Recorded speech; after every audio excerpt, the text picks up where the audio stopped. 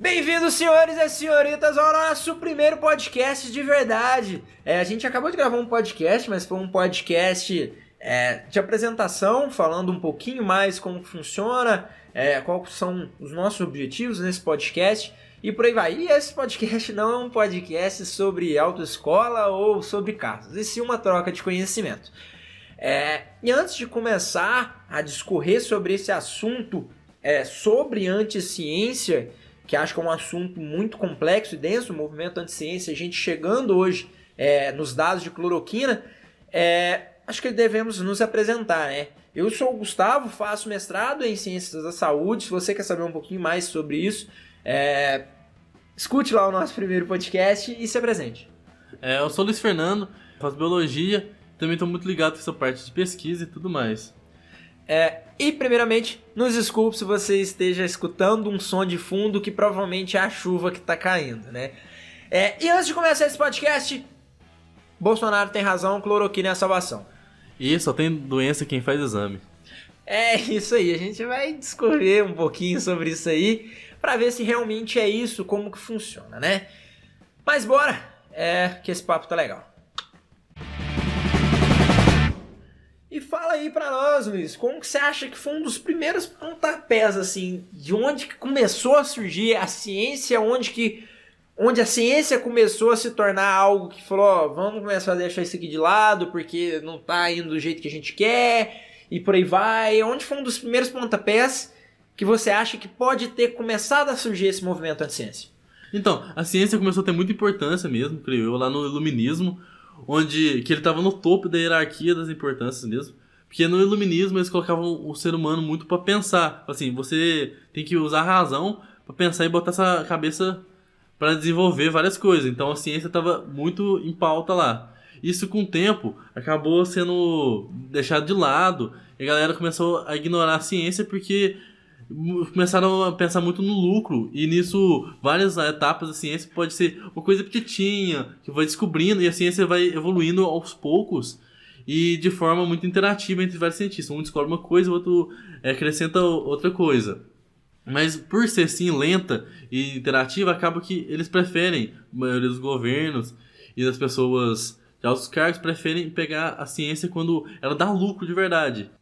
E muitas vezes, como por exemplo em questão de conservação hoje em dia, de animais que estão em extinção, acaba que é muito deixado de lado porque não gera lucro nenhum, acaba gerando até problemas de produção e tal, porque essa área é reservada para conservação. Exato, a ciência acho que ela tem um lado muito assim, ela surgiu muito junto com o capitalismo, né, já que as pessoas, os governos, os governantes na época, reis, etc., que investiam em ciência, se esse governante tinha uma tecnologia diferente do outro, ele se sobressaía. Então, antigamente, onde não se existia ciência e tudo era novo, a ciência evoluía a longos passos, a largos passos.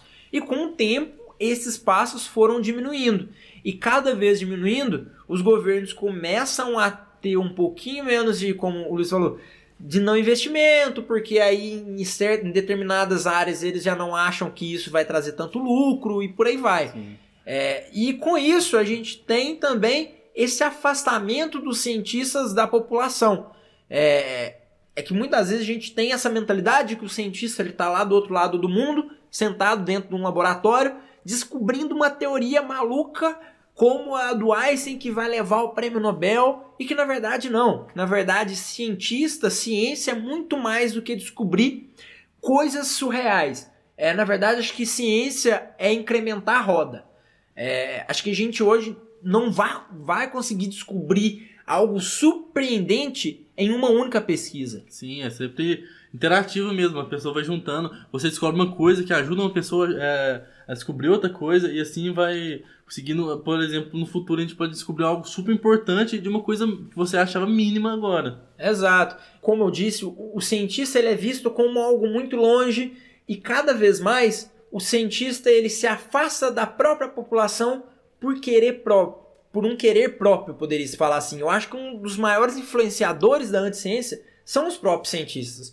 Porque o que acontece? Muitas vezes o cientista ele tem um mal do conhecimento. Ele tem um conhecimento muito absurdo E aí ele vê uma pessoa falando determinadas coisas que ele fala, nossa, essa pessoa tá falando tanta bosta que eu não quero nem conversar, não quero nem tentar explicar porque ela não vai querer, e por aí vai, né? Sim. Mas aí, além do fato de tipo, assim, o cientista acabar não querendo conversar, também por causa com o passar do tempo que a ciência foi deixando de lado, acaba que essa informação não chegou para todo mundo. E tipo, a ciência não consegue alcançar todo mundo de forma mais ampla, porque, por exemplo, sei lá, não tem como não falar de uma forma mais política, né? Mas, por exemplo, Trump e Bolsonaro acaba que aceita só a ciência quando lhes convém. Quando isso apoia o que eles dizem, tudo bem, a ciência funciona. Quando não apoia, isso é lixo e não serve pra nada. Então acaba gerando um afastamento muito grande da população do cientista. E o cientista também tem muito isso de querer, muitos cientistas, algumas vezes, se acham detentor do conhecimento e se colocam meio que num pedestal e que não conseguem, sim, não acham que precisam ensinar para as pessoas porque elas não vão conseguir entender. Exato, às vezes eu até trouxe um dado, acho que o dado sobre a percepção pública da ciência e tecnologia no Brasil. Esse é um dado de 2019, é um arquivo com 28 páginas, se eu não me engano, em que traz resultados de determinadas pesquisas e perguntas na população. Então a gente tem 4 dados de 2006, 2010, 2015 e de 2019. E aí tem um dado em que ele pergunta sobre aonde que as pessoas acreditam mais na ciência, né? Onde as pessoas acreditam que a ciência está certa. E, em primeiro lugar, a maior confiança das pessoas na ciência são os médicos, com 49%, jornalistas, com 38%, e cientistas, com 34%. Ou seja, os cientistas eles são em terceiro lugar em relação à maior confiança da informação. Que se a gente parar para pensar, não criticando de forma alguma médico ou jornalista, mas para os médicos estarem passando um conhecimento ou para os jornalistas estarem passando conhecimento, isso foi passado por um cientista, para ele falar que aquilo estava bom, para falar que aquilo está certo ou não. E aí a gente tem também os menos confiantes, onde as fontes menos confiantes. E esse dado é de 2019, eu acho que vai ser muito interessante fazer um estudo em 2020, em que em primeiro lugar estariam os políticos, com 84% de não confiança. E hoje em dia a gente para pensar e analisar esse governo, em que talvez um político que não está apresentando um dado científico tem uma maior credibilidade do que médico, jornalista e cientista. Sim. E por que você acha isso? Não, é por causa que ele tá no topo, vamos dizer assim, da visibilidade geral, porque ele é o nosso presidente, por exemplo. Então, ele vai ter uma grande visibilidade. Por exemplo, nesse caso da nossa pandemia que a gente se encontra, do coronavírus, não sei quando você está ouvindo esse podcast, o Bolsonaro, nosso presidente, ele falou que pode andar na rua sim, que não precisa se importar tanto assim, porque é apenas uma gripinha, vamos dizer assim. Então, aí os idosos, por exemplo, e várias pessoas que estavam em casa falam assim, não é grande coisa. E começa a sair assim, e acaba gerando essa disparada, por causa que ele tá no topo, que ele é o máximo de visibilidade, porque ele é a voz, seria a voz do povo, mas acaba que gera um grande problema. Exato, e quando você chega para uma pessoa e fala assim, você é anti-ciência, a pessoa fala, não, é porque o cientista quer tirar o nosso presidente do poder. Estou dando agora um exemplo, infelizmente, de um cunho político, mas é que não tem como entrar. Voltando, as pessoas lá atrás, as pessoas falavam, por exemplo, um terraplanista falar por conta que isso é conspiração do governo. Os anti-cientistas, né, eles sempre têm uma teoria de que o cientista está indo contra a população, que na verdade não é. Por exemplo, eu acho que a cloroquina é um perfeito exemplo disso, em que ela foi apresentada como uma solução.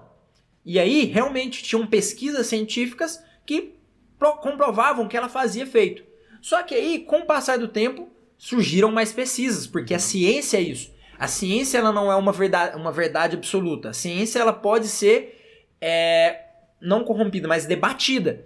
E então começaram a surgir várias pesquisas e comprovaram que, não faz tanto efeito como a primeira pesquisa. E perceberam até que tem um lado negativo até, porque aumenta até a arritmia cardíaca, que eu cheguei a ver. Tem um artigo que saiu agora, acho que faz umas 2 semanas, com 96 mil pessoas, que provam que, na verdade, foi feito um estudo com a cloroquina, com a hidroxicloroquina, e também esses dois grupos, só que tomando também antibióticos, que seria o mais, que estava sendo mais utilizado. E mostrou que, na verdade, as pessoas têm uma taxa maior até de mortalidade com o uso da hidroxicloroquina e com a cloroquina. E isso é muito importante da gente. Mas por que essa informação não chega ao grande público? Mas é importante citar também esse caso da cloroquina, que eu vi na notícia de que um dos motivos dos ministros saírem é por causa desse impasse que eles terem com o presidente. De o Bolsonaro querer fazer de um jeito e eles falar assim, não, é impossível, assim, não dá pra mexer nesse negócio da cloroquina, fazer destruição, porque não funciona.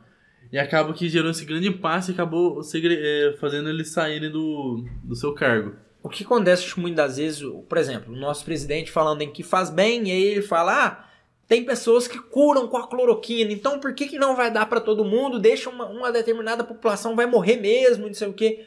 Isso é muito perigoso. As pessoas, elas, igual, como eu tinha dito, o cientista está contra a ciência. Como assim o cientista está contra a ciência? Porque ele já viu que tem pessoas que curam, então por que você não libera para todo mundo? Eu já vi uma pessoa falando isso. Porque tem gente que vai morrer mesmo. Não funciona assim. Quando a gente está trabalhando com medicamento, é muito importante a gente saber quais vão ser os futuros efeitos colaterais que isso pode causar. Sim.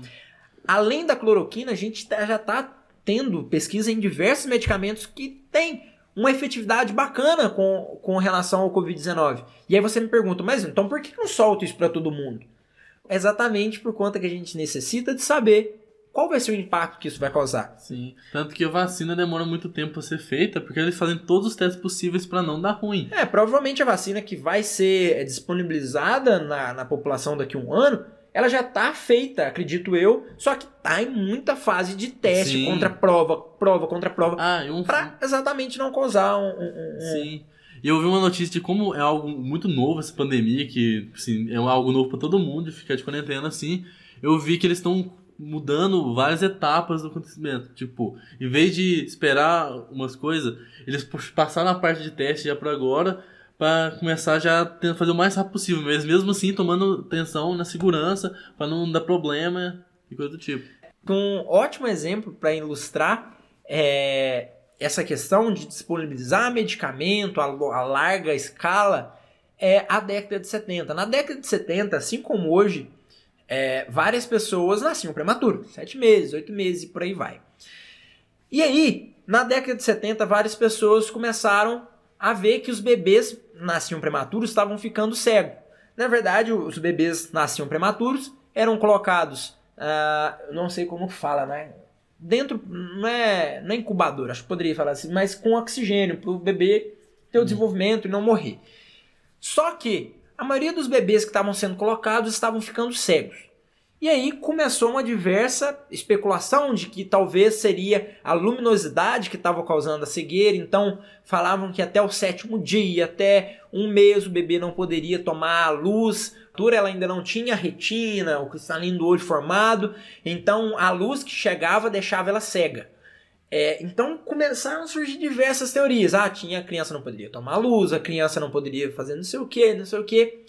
E aí uma pesquisadora, se eu não me engano, da França, essa na verdade eu só estou contando uma história, não estou apresentando dados muito específicos, mas ela chegou e falou, deixa eu pegar 2 grupos. Pegou um determinado grupo de crianças que estavam sendo expostos a esse oxigênio e um determinado grupo que não eram expostos ao oxigênio.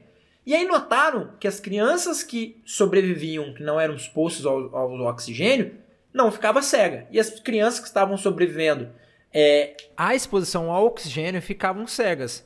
Então ela falou, opa, será o oxigênio que está deixando elas cegas?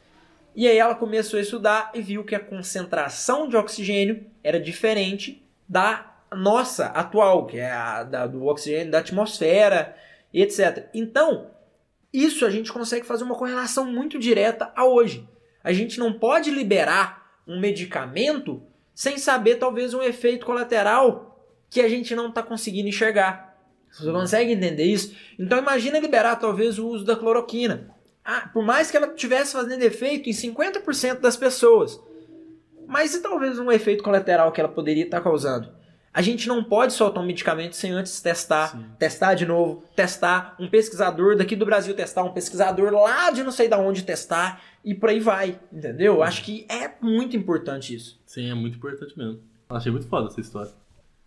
Então, a anticiência trabalha muito de uma forma diferente da ciência, porque a ciência trabalha muito naquilo de ela não ser uma verdade absoluta, que ela pode ser contestada, vamos dizer assim. Porque ela é livre, ela não é exata. Então, você pode criar essa teoria, e beleza, você viu que aquilo ali é certo. Várias pessoas em vários lugares do mundo podem tentar contestar aquilo lá, e caso ela não for negada, acaba por ser verdadeira, e ok, essa teoria é verdadeira e vamos usar ela. Até um determinado de que alguém, um cientista, consiga provar de alguma forma que você esqueceu de um ponto específico Sim. e poderia dar um resultado diferente. Mas, para você derrubar talvez uma teoria, você sempre deve apresentar dados, o porquê Exatamente. que você conseguiu derrubar ela. Dados realmente verdadeiros e não teorias. Sim, por causa que entra muito na anticiência, o que eu queria dizer. Por causa que ela não trabalha com isso de ser contestada. Ela não aceita ser contestada, muitas vezes. Que caso você tente contestar com dados, com fatos, os anticiências simplesmente falam assim, não, isso aí é o governo que tá querendo esconder, e começa a criar teorias da conspiração em cima, e não acreditar no que você está querendo dizer. A anticiência, assim, que surgiu vários movimentos, como o do terraplanismo, o do antivacina, o contra o que acha que não existe o aquecimento global, vários outros. E aí é uma pergunta pra você, eu já tinha feito essa pergunta porque deu errado, a gente começou a gravar de novo. Mas você acha que é dar palco pra louco? Você chegar pra um cara que não acredita que a Terra é redonda, aí você chega pra pessoa e fala assim, então tá, fala aí, deixa eu te dar público aqui pra você falar. Você acha que isso é bom ou você acha que isso você tá dando palco pra louco dançar? Então, depende muito de como for feito. Tipo, se você simplesmente deixar ele falando, assim, acaba que você deixa ele ganhar uma grande visibilidade. Só que é muito importante você deixar ele falar e você tentar explicar pra ele de uma forma mais simples e explicar como um todo também como funciona aquilo que ele tá querendo dizer. Não é simplesmente chegar e fazer uma briga, vamos dizer assim. Ele dá um argumento, você fala assim, não, você tá errado, e manda um dado. É simplesmente fazer ele entender o porquê que ele está errado. Você tem um grande afastamento entre os anticiência e os cientistas, porque assim, o cientista não quer saber deles, fala assim, não, esses malucos aí, eu não quero papo com eles não. Mas você tem que estreitar esses laços pra assim eles começarem a entender o porquê que eles estão errados, senão você acaba muito fazendo eles ficarem revoltados, porque eles estão falando e todo mundo querendo contestar ele de alguma forma sem explicar de fato mesmo, de uma forma boa, sem ser parecendo arrogante ou... Na verdade ele vai começar a se tornar mais convicto da sua própria teoria, né? Já que todo mundo, não, você não sei o que, você tá errado, você tá errado, você tá errado. Aí ele começa, não, tô errado não, vocês estão cegos. O governo tem uma teoria gigantesca. E aí volta naquilo que eu falei, não sei se eu cheguei a falar disso, mas a informação chegar no final, o cientista não saber passar essa informação. Tem um cientista, já só interrompendo essa conversa, mas que eu acho que é muito interessante, que é o Sérgio, que é da Universidade Federal de Lavras, que é onde a gente faz faculdade, que ele tenta mostrar a ciência descomplicada todos os dias lá no seu Instagram. Então, se você quer pelo menos aprender um pouquinho sobre ciência, tudo descomplicado, que eu acho que isso é o mais importante, segue lá, se chama Sérgio Scherer, e aí você digita Scherer de todas as formas, você vai achar aí lá. Mas é muito interessante, e eu acho que o objetivo é esse. As pessoas, os cientistas começam cada vez mais complicar, cada vez as pessoas começam a chegar a falar, a movimento antivacina. A pessoa fala, não, se você toma vacina, você morre.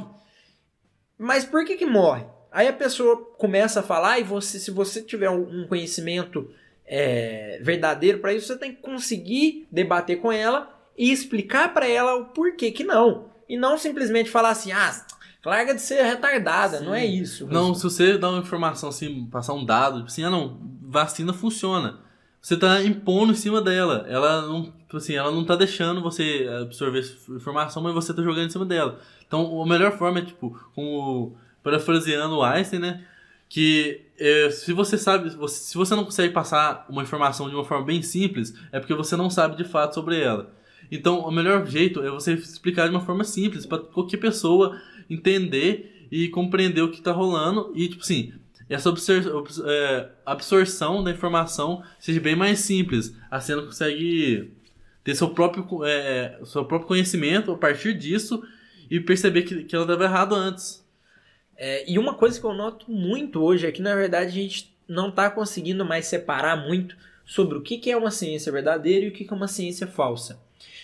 Pegando nesse gancho daquele documento que eu falei, que era sobre a ciência e tecnologia no Brasil, a gente tem pessoas que 93% da população raramente ou nunca lê algo ou absorve conhecimento sobre ciência de manifestações sobre ciência e tecnologia, ou seja, artigos, etc. E ok, tudo bem, nem todas as pessoas, o grande público, não deve ler artigo científico.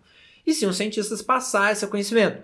Mas, em primeiro lugar, de onde as pessoas adquirem essa informação sobre ciência é na internet e redes sociais. E hoje em dia a gente convive muito com essa fake news.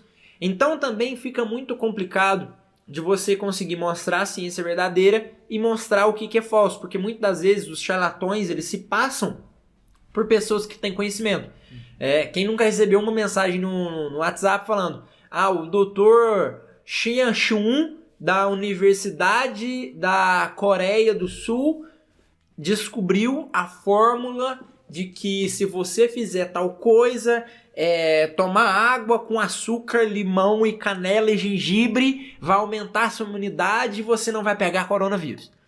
E aí você recebe, e aí a mulher, o homem que tem 50, 60, 70 anos, olha aquilo e fala, não, olha, foi um doutor lá da Coreia, de não sei do que falou. E aí a pessoa toma. Então, assim, muitas das vezes os próprios cientistas não sabem passar uma informação e uma pessoa que quer simplesmente fazer uma fake news consegue passar de uma forma muito melhor, porque é aquele mal do conhecimento. O cara sabe tanto que ele não sabe passar. Ele imagina que todas as pessoas sabem uma coisa básica. E isso é muito perigoso.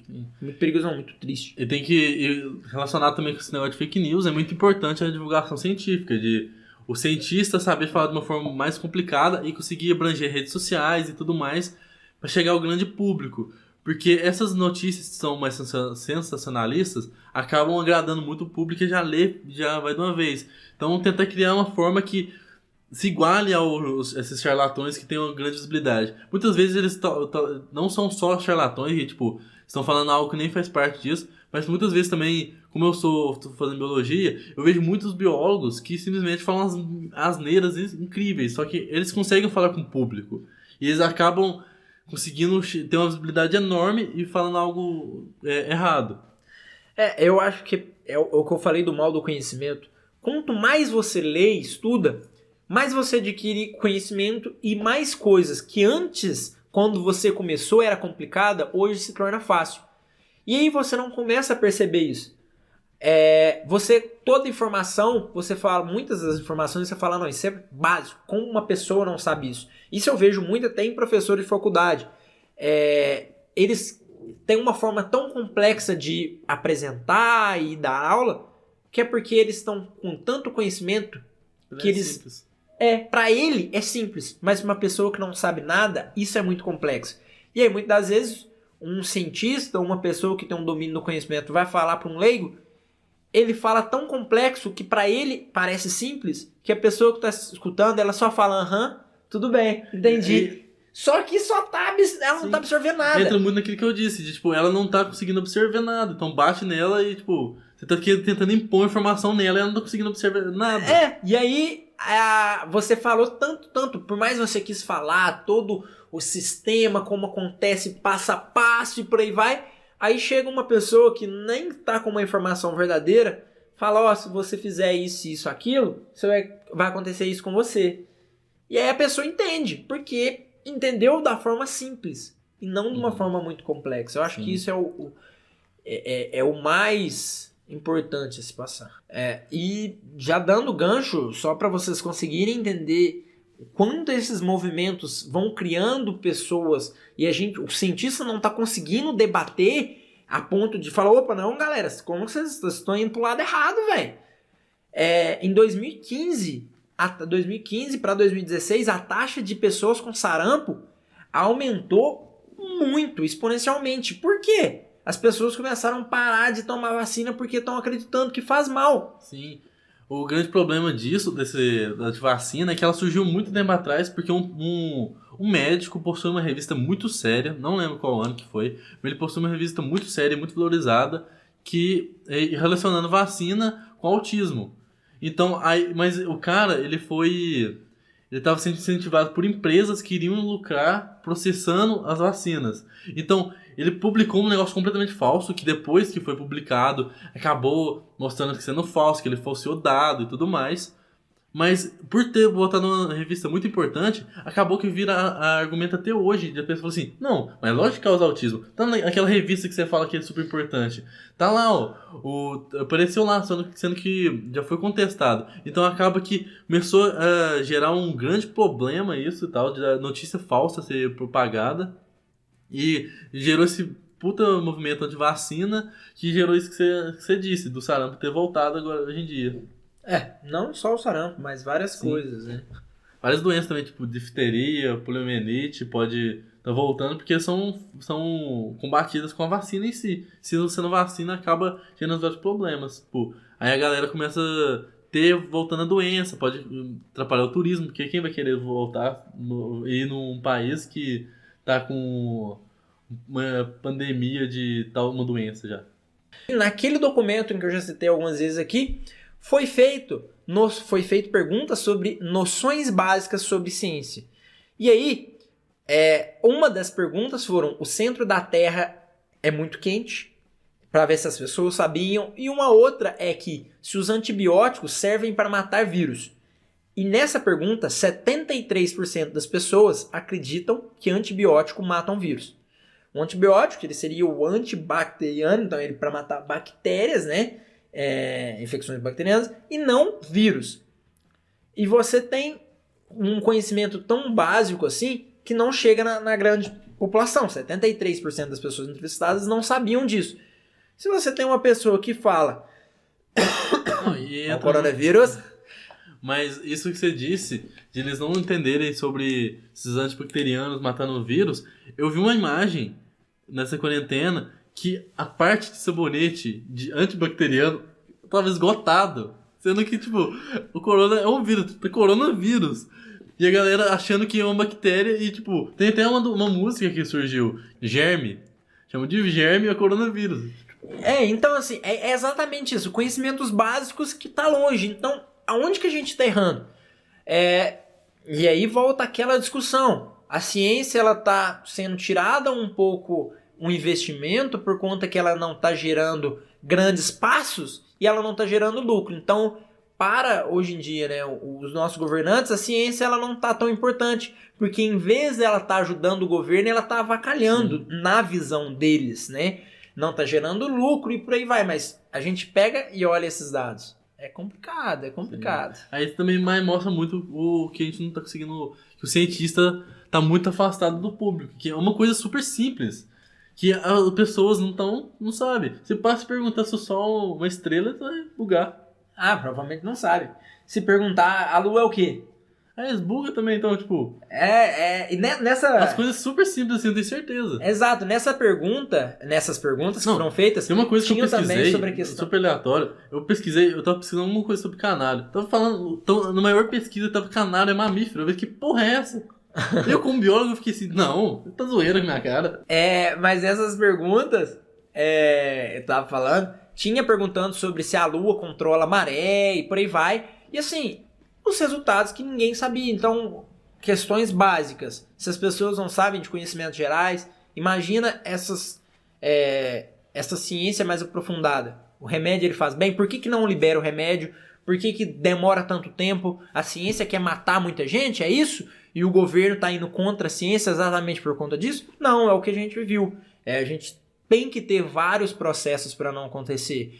Então, acho que para finalizar esse podcast, primeiramente pedir uma desculpa imensa em relação à qualidade, em relação ao nosso diálogo. É tudo novo pra gente, Sim. Não tá acostumado a gravar podcast. Primeira vez, né? E a gente aceita crítica construtiva. Não, aceita crítica de qualquer jeito. Se você quiser mandar a gente tomar no cu, beleza, tamo aí. A gente não vai fazer nada, mas... Mas é lógico que priorizando o construtivo pra gente aprender e melhorar o máximo possível pra trazer conhecimento pra vocês da melhor forma. Exato, acho que o objetivo vai ser cada vez trazer conhecimento de uma forma mais simples, um conhecimento mais complicado.